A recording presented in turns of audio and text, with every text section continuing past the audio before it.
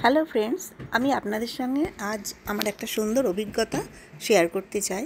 তা আমার যখন টরন্টো থেকে কলকাতা যাবার কথা হলো এবার, তা আমি তো খুব ওরিড ছিলাম। আমার পায়ে এত ব্যথা, আমি এই টানা 14 ঘন্টা টরন্টো থেকে দিল্লি কিভাবে প্লেনে যাব, কারণ স্পেস তো বেশি থাকে না পা রাখার জন্য, একভাবে বসে যাওয়া। এটা শুনে আমার মেয়ে আর ছেলে দুজনে মিলে আমাদের যাওয়ার সময় বিজনেস ক্লাস আর আসার সময় ফার্স্ট ক্লাসে টিকিট কেটে দিল, যাতে আমরা শুয়ে শুয়েও যেতে পারি। টরন্টো এয়ারপোর্টে পৌঁছেই আমরা চলে গেলাম লাউঞ্জে। এটা শুধু বিজনেস ক্লাস আর ফার্স্ট ক্লাসের জন্যেই খোলা থাকে, ওপেন থাকে, আর এটা পুরোটাই ফ্রি। খাওয়ার, বসা, ওয়েট করা সব কিছুই ফ্রি এখানে। এখানে শুধু বিজনেস ক্লাস আর ফার্স্ট ক্লাসে যেতে পারে। তা আমরা গিয়ে ওখানে খুব এনজয় করলাম। আমাদের ওয়েটিং টাইম ছিল 2 ঘন্টা। 12টায় আমাদের ফ্লাইট। দেখছেন, এটা হচ্ছে টরন্টোর লাউঞ্জ। যদিও এই লাউঞ্জটা আমার কাছে খুব ভালো মনে হয়েছিল, কিন্তু দিল্লি লাউঞ্জে যাওয়ার পর আমার পুরো আইডিয়াটাই পাল্টে গেছিলো। সেটা আমি আপনাদের পরে দেখাবো সেই ভিডিওটা। তো এইবার আমাদের যাচ্ছি ফ্লাইটের দিকে। অলমোস্ট টাইম হয়ে গেছে।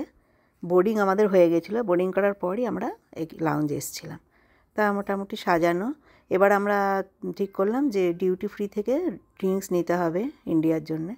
তা গেলাম আমরা এখানে শপিংয়ে। দেখছেন প্রচুর স্টোর রয়েছে আর সবই খুব সাজানো। টাইগুলো কি সুন্দর সাজানো রয়েছে। এইটা হচ্ছে ড্রিঙ্কসের স্টোর, ডিউটি ফ্রি। এখান থেকে আমার হাজব্যান্ড 2টো ড্রিঙ্ক কিনলো ইন্ডিয়ায় ওর বন্ধুদের জন্য নিয়ে যাবার জন্যে।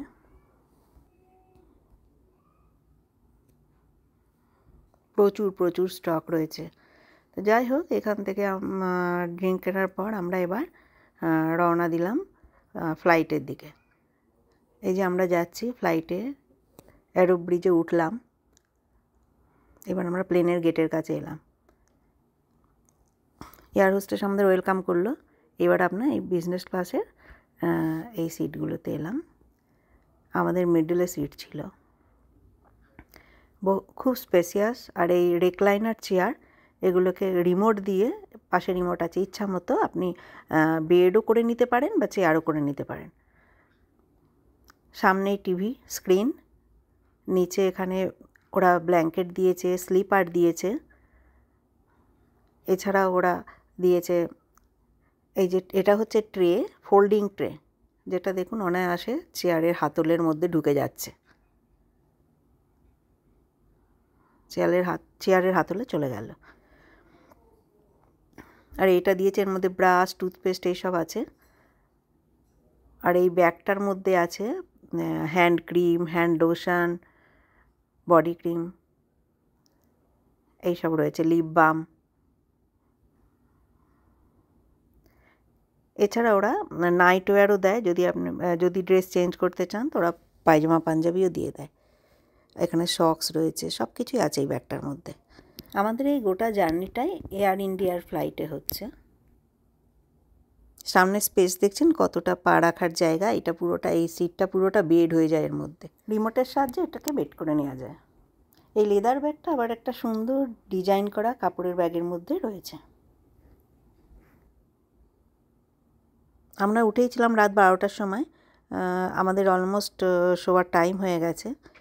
এবার ডিনার খেয়ে আমরা শুয়ে পড়লাম। দেখুন, ওরা চেয়ারটাকে বেড বানিয়ে নিলাম রিমোট দিয়ে। এবার আমরা শুয়ে পড়লাম রাতে।